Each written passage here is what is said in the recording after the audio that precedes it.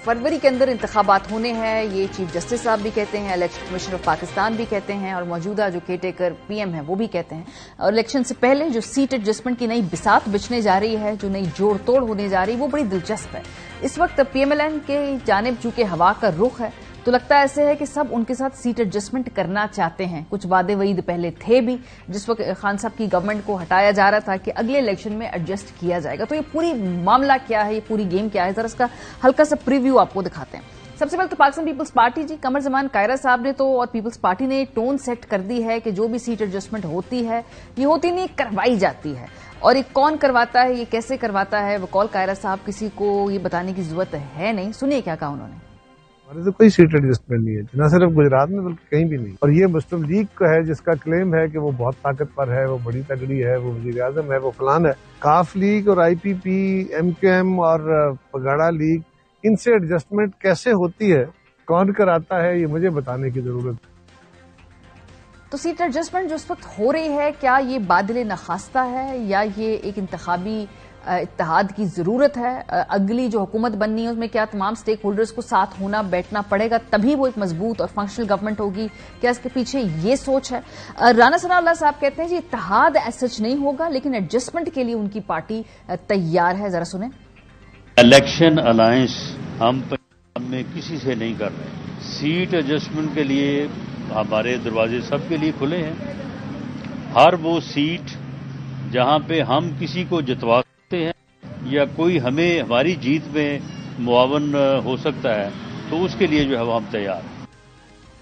सो कौन कौन है जी सीट एडजस्टमेंट की इस नई इक्वेशन के अंदर? सबसे पहले तो पीएमएलक्यू, चूंकि चौधरी शुजात हुसैन साहब ने बड़ा कलीदी किरदार अदा किया था पीएमएलएन के लिए साथ उस वक्त इमरान खान साहब की गवर्नमेंट हटाने के लिए, तो तब के जो वादे थे उनको वफा करने का वक्त आ गया है। वो निशिस्तें क्या होंगी? 8 हैं, 4 से 5 हैं सूबाई असेंबली के अंदर, जो पीएमएलक्यू की अंडरस्टैंडिंग है। और चौधरी शाफे साहब ने क्या बताया वसीम बदामी साहब को, जरा ये सुनिए।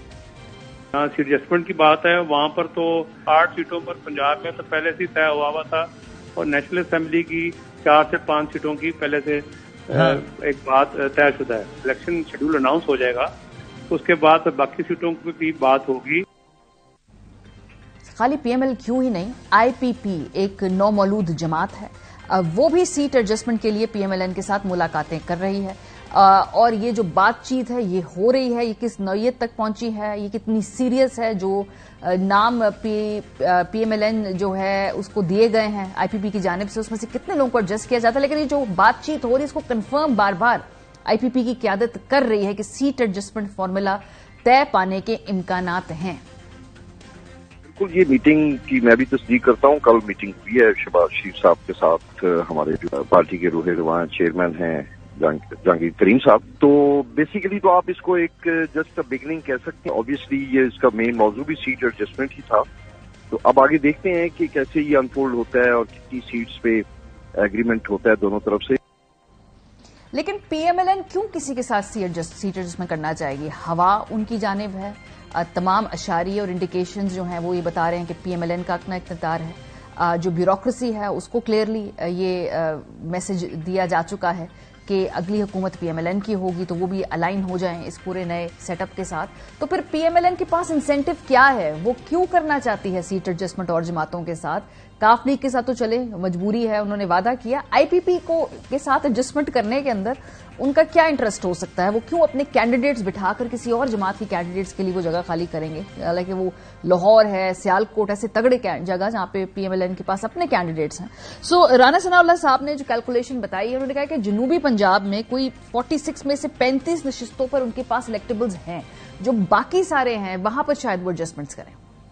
साउथ में जो 46 हल्के हैं, 35 के ऊपर तो हमारे जो उम्मीदवार हैं, राइट और रॉन्ग, हमें तो लगता है कि वो इलेक्टेबल्स हैं और वो जीतने की पोजीशन में हैं। बाकी 10 हल्कों में हम अपने आप को थोड़ा वीक फील कर रहे हैं, उसके लिए भी हम कोशिश कर रहे हैं।